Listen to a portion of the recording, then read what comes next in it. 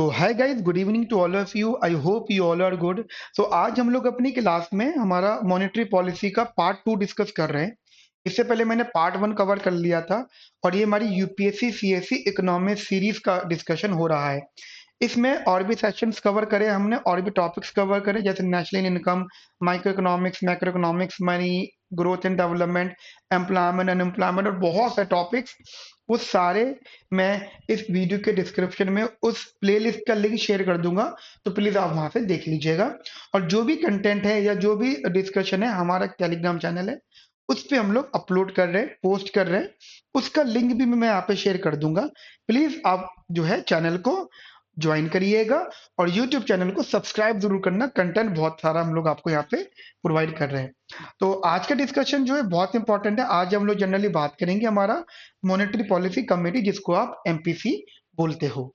देखिए, सबसे पहले सबसे जरूरी बात, 2017 में और 2022 में ये टॉपिक रिपीट हो चुका है, सो बहुत इंपॉर्टेंट है। अब एमपीसी यानी मॉनेटरी पॉलिसी कमेटी, पहला क्वेश्चन तो यही है कि why we need the MPC, क्योंकि 2016 में डीमोनेटाइजेशन हुआ था और ये वही टाइम पीरियड था जब एमपीसी, जब उर्जित पटेल सर ने अपने रिकमेंडेशन के बेसिस पे इसको रिकमेंड किया था कि एमपीसी बनाई जाएगी। यानी यानी आरबीआई में जो मॉनेटरी पॉलिसी से रिलेटेड जो भी डिसीजन लिए जाएंगे या मॉनेटरी पॉलिसी डिसीजन लिए जाएंगे, अब वो कंप्लीट ट्रांसपेरेंट होंगे। गवर्नमेंट भी उसमें इन्वॉल्व होगी। पहले क्या था, 2016 से पहले सारा कंट्रोल गवर्नर का होता था, ठीक है। और हाँ, वो टेक्निकल कमेटी के थ्रू एडवाइस जरूर होते थे, but end of the day उनके पास एक वीटो पावर होती थी, जिसमें वो कभी भी जब चाहे कोई भी डिसीजन बदल सकते हैं और ले सकते हैं। जो प्रॉब्लम बना था ट्रांसपेरेंसी का, ठीक है। और फिर इसी वजह से सेंट्रलाइज्ड कंट्रोल भी क्रिटिसाइज किया गया, ठीक है, क्योंकि फिर जब जब सब चीजें ट्रांसपेरेंसी नहीं है, फिर यहाँ पे सेंट्रल गवर्नमेंट इंटरवेन करेगी, फिर वहां पे आउटकम खराब होते हैं। जनरली अगर आपने एक हिस्ट्री सुनी हो, तो रघुराम राजन सर हमारे जो इंडिया का आरबीआई है, सेंट्रल बैंक है, उसके गवर्नर रह चुके हैं। और सबको लगता था कि अब ये बहुत समय, लंबे समय तक रहेंगे, बट टेक्निकली आसान भाषा में बताऊं तो उन्होंने रिजाइन दिया था और उनको निकाला गया था। मतलब ये मैं अपना बता रहा हूँ, एक्चुअली इनकी एक बुक थी, ठीक है। बुक का नाम मुझे याद नहीं आ रहा। उस बुक में इन्होंने इस चीज को मेंशन करा है। तो रघुराम राजन सर बहुत ठीक ठाक इकोनॉमिक्स थी। वो फर्स्ट पर्सन जिन्होंने फाइनेंशियल क्राइसिस को प्रिडिक्ट कर लिया था यूएस के, ठीक है। तो ठीक ठाक इकोनॉमिक्स थे, इनका बहुत बड़ा नाम है। बहरहाल, तो अब ये इकोनॉम वहां से गवर्नरशिप से हट गए थे। उसके बाद में और दूसरे लोग आए, गवर्नर बने। तो एमपीसी एक बहुत इंपॉर्टेंट टॉपिक हमारे लिए रहा, क्योंकि हमें जनरली मॉनेटरी पॉलिसी डिसीजन को लेकर ना बहुत प्रॉब्लम रही, मॉनेटरी पॉलिसी डिसीजंस, ठीक है।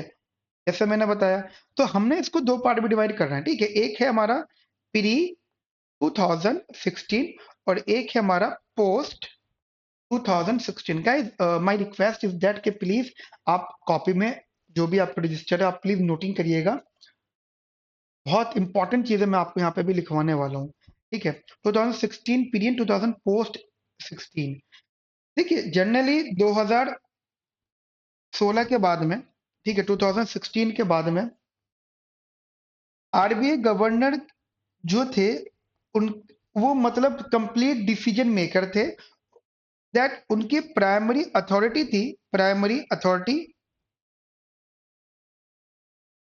टू टेक द डिसीजंस, ठीक है।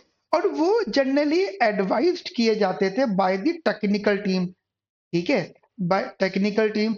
यानी ये टेक्निकल कमेटी मतलब अगर कुछ भी सजेशन होने थे, एडवाइस होनी थी, तो वो टेक्निकल कमेटी देती थी। आरबीआई गवर्नर के पास एक चीज कंफर्म थी, वीटो पावर। वीटो पावर मतलब वो जब चाहे तब वो अपना डिसीजन चेंज कर सकते हैं। बट प्रॉब्लम यहाँ पे कहाँ पे आई? प्रॉब्लम आई lack of transparency,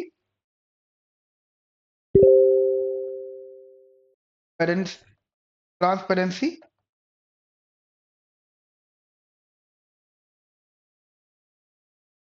and centralised control.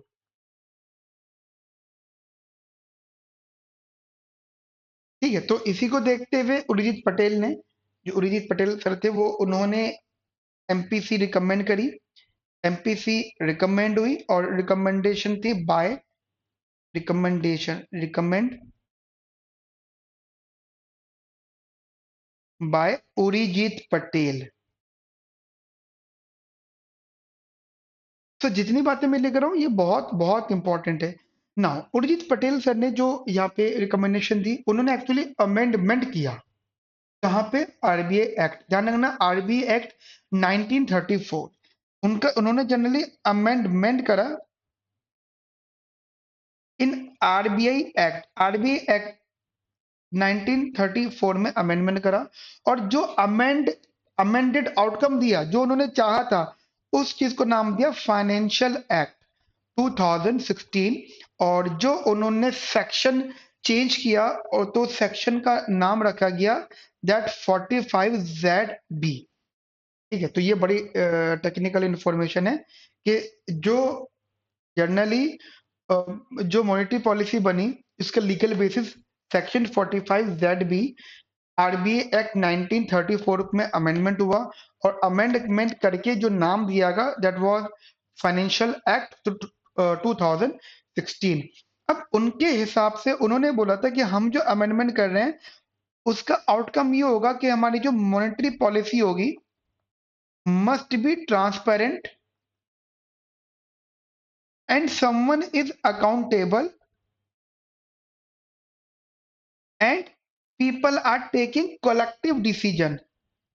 ठीक है, मतलब जैसे यहाँ पे आरबीआई गवर्नर के पास में पूरी पावर थी, अब यहाँ पे कलेक्टिव डिसीजन। अब बात आती है सर कलेक्टिव डिसीजन मतलब, एक्चुअली इस रिकमेंडेशन में ना, इस रिकमेंडेशन में जो मॉनेटरी पॉलिसी थी उसकी कंपोजिशन में 6 मेंबर्स की टीम बनाई गई थी। ठीक है, 6 मेंबर्स। तो एमपीसी में एक कमेटी जो थी उसमें 6 मेंबर्स थे टोटल, 6 मेंबर्स। अब वो 6 मेंबर्स किस तरीके से दोस्तों, देखिए, 3 मेंबर तो आरबीआई रिलेटेड थे और 3 मेंबर गवर्नमेंट रिलेटेड थे, क्योंकि 2016 नवंबर में हम सबको पता है डीमोनेटाइजेशन हुआ था।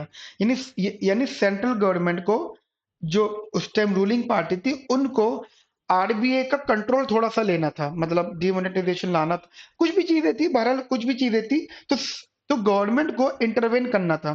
तो पहले जब इंटरवेन कर रहे थे तब तो प्रॉब्लम आने जाती थी, अमेंडमेंट किया गया।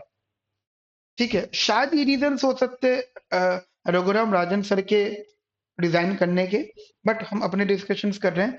तो 3 मेंबर्स तो आरबीआई के थे डायरेक्टली, और 3 मेंबर गवर्नमेंट के थे डायरेक्टली। आरबीआई के जो 3 मेंबर्स थे उनमें एक खुद गवर्नर थे। अच्छा, गवर्नर इसके चेयरपर्सन, चेयरपर्सन की पावर बहुत होती है, मतलब वो जो चाहे, अगर वो कहता है कि ये डिस्कशन होना है तो वो होगा। ये मतलब फाइनल उसके साइन चलेंगे, पर्सन के, जो चेयरपर्सन है। दूसरा डिप्यूटी गवर्नर। ठीक है, एंड तीसरे आरबीआई बोर्ड, आरबीआई का जो बोर्ड है उनमें से एक पर्सन। ठीक है, तो 3 मेंबर आरबीआई के हो गए, प्लीज ध्यान रखना। एमपीसी में टोटल 6 मेंबर्स हैं, जिसमें 3 मेंबर आरबीआई के हो गए, जिसमें RBI governor chairperson, RBI deputy governor और आरबीआई के जो बोर्ड नॉमिनीज है उनमें से एक पर्सन। तो टोटल 3 पर्सन हो गए। जो गवर्नमेंट के 3 पर्सन है उसमें कौन कौन है? एक तो कैबिनेट सेक्रेटरी।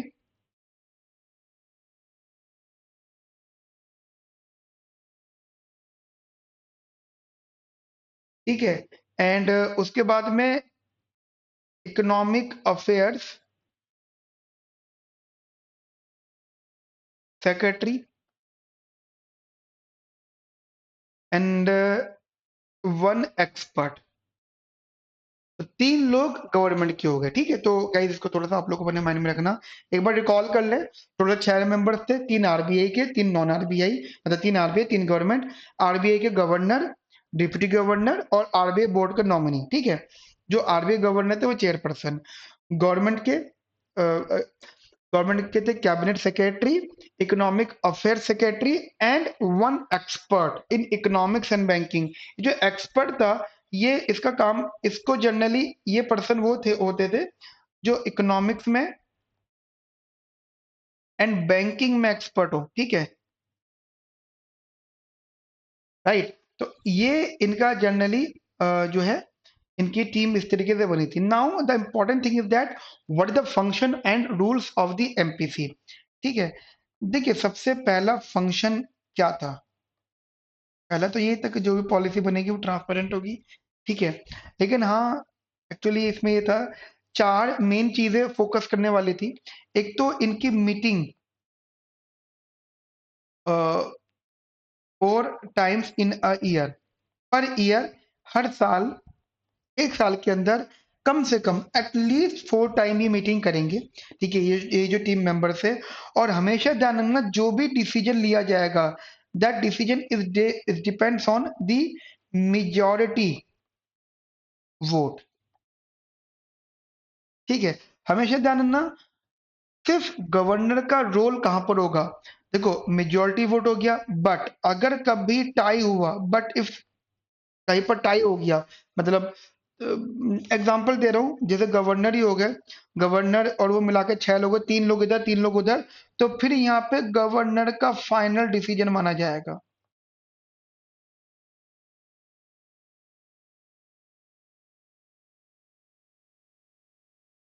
तो मोस्टली गवर्नर के हाथों में रहा ये सब चीजें, बट जैसे गवर्नमेंट पीपल है, तो गवर्नमेंट पीपल वो डिसीजन लेंगे जो गवर्नमेंट के फेवर में होगा।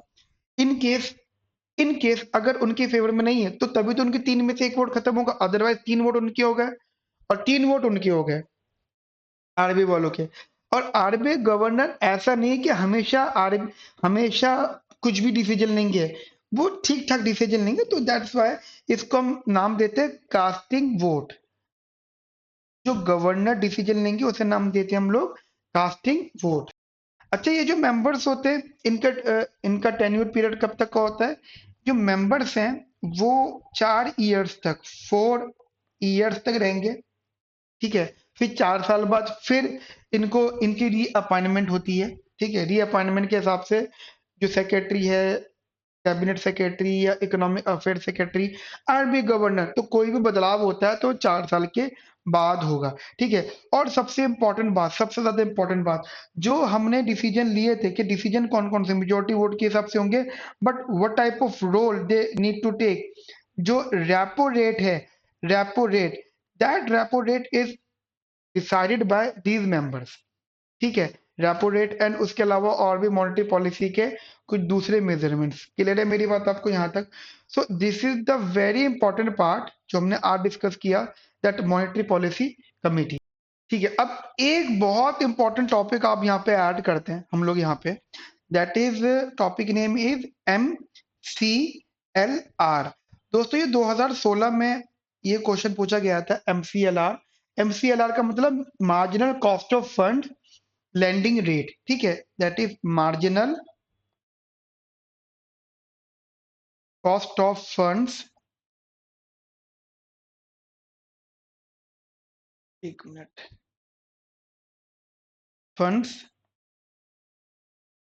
बेस्ड लैंडिंग रेट, 2016 में पूछा गया था। एक्चुअली ये एक ऐसा रेट होता है, जैसे जैसे एक ये ना एक मिनिमम रेट होता है जिसपे बैंक लोन नहीं देगी या बैंक लैंड नहीं करेगी, पैसा नहीं देगी, दैट द मिनिमम रेट। हाँ, कुछ एक स्पेशल केसेस हो सकते हैं, मतलब ये एक ऐसा रेट होता है that it is also known as the minimum rate, यहाँ पे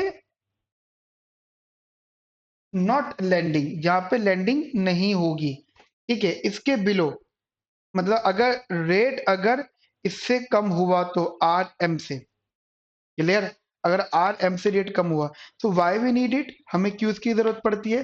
देखिए सबसे जरूरी, सबसे इंपॉर्टेंट बात कि हमें जब भी मार्जिनल कॉस्ट ऑफ फंड, हमें अगर मार्जिनल कॉस्ट ऑफ फंड जानना होता है, ठीक है, हमें अगर इसके बारे में जानना होता है, या हमें CRR कॉस्ट जाननी होती है, या समटाइम ऑपरेटिंग कॉस्ट अंडरस्टैंड करनी पड़ती है, सो दैट हम लोगों को इस रेट की जरूरत पड़ती है, MCLR।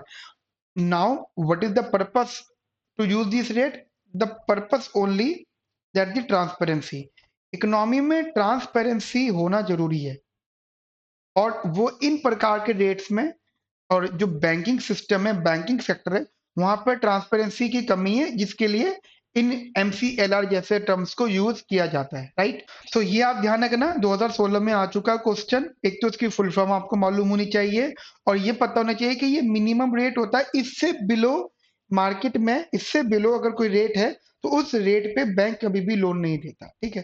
तो एक ही अंडरस्टैंडिंग आप लोग अपने माइंड में रखिएगा, ठीक है। तो ये वाले पार्ट में हम लोग इतना रख रहे हैं, नेक्स्ट पार्ट में हम लोग इसके आगे डिस्कस करेंगे।